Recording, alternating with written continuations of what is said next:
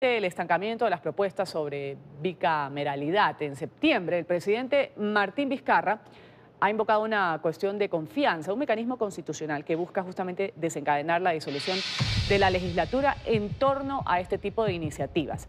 De esta manera, el Congreso debatió las reformas y las aprobó en octubre, con lo que quedaron listas para someterse a referéndum. Y entre los puntos modificados por los parlamentarios sobre la bicameralidad, con los que mostró su desacuerdo, el presidente Vizcarra justamente destaca que no procede la cuestión de confianza con respecto a iniciativas legislativas, también la eliminación de una disposición de paridad para que las listas de candidatos a senadores y diputados incluyan un 50% de mujeres, 50% de hombres. Nos acompaña desde Perú Enzo Helguera, analista político. Un buen día, gracias por estar con nosotros aquí en la mañana de NTN 24.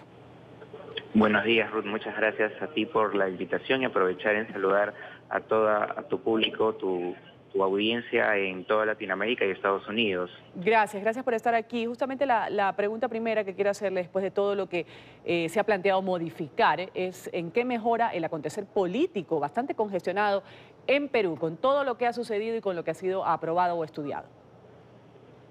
Bueno, definitivamente y en el aspecto político, estas reformas van a hacer grandes modificaciones a nuestro sistema judicial, al parlamentario en sí, porque se ha prohibido la no reelección, y por otro lado a algo tan importante como el financiamiento de los partidos políticos, un tema de hecho muy tocado por parte de algunas empresas y grados de corrupción que hemos visto no solamente en el Perú, sino también en Latinoamérica.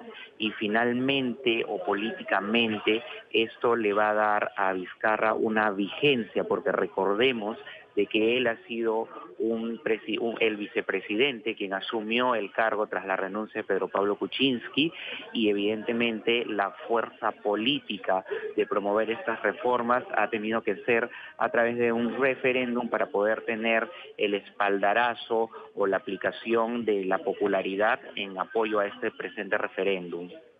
Ahora, justamente con lo que usted nos dice, señor Helguera, previa a esta consulta fue el presidente Vizcarra, él se mostró con una postura que daba a pensar que no había una línea definida. Él fue el que propuso la enmienda sobre la bicameralidad.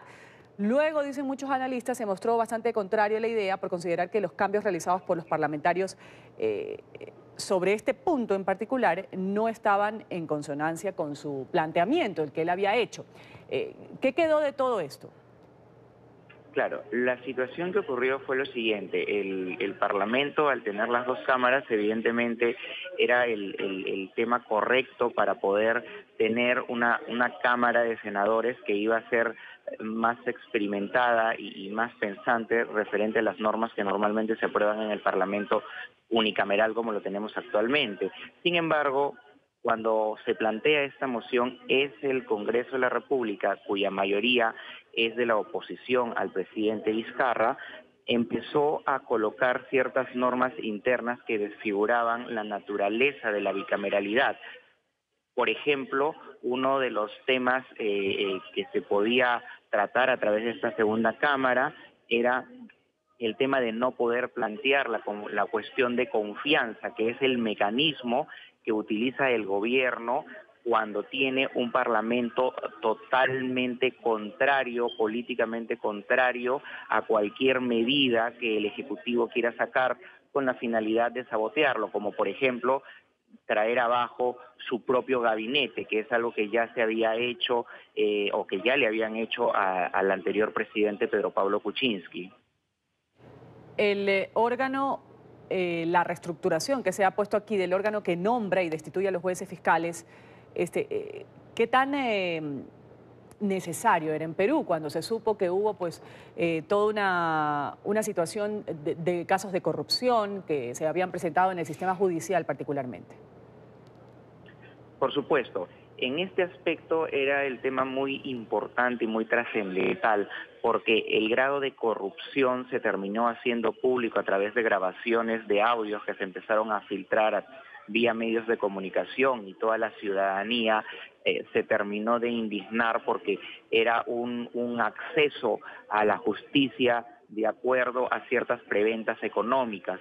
Entonces, la importancia y la trascendencia de esta norma permite desactivar la actual elección tal cual se da de todos los miembros, desactivarlo y formar un nuevo comité que se va a encargar de modificar y de reglamentar una elección denominada más por la meritocracia y tener los controles previos para que esto pueda funcionar de una manera más objetiva y menos politizada.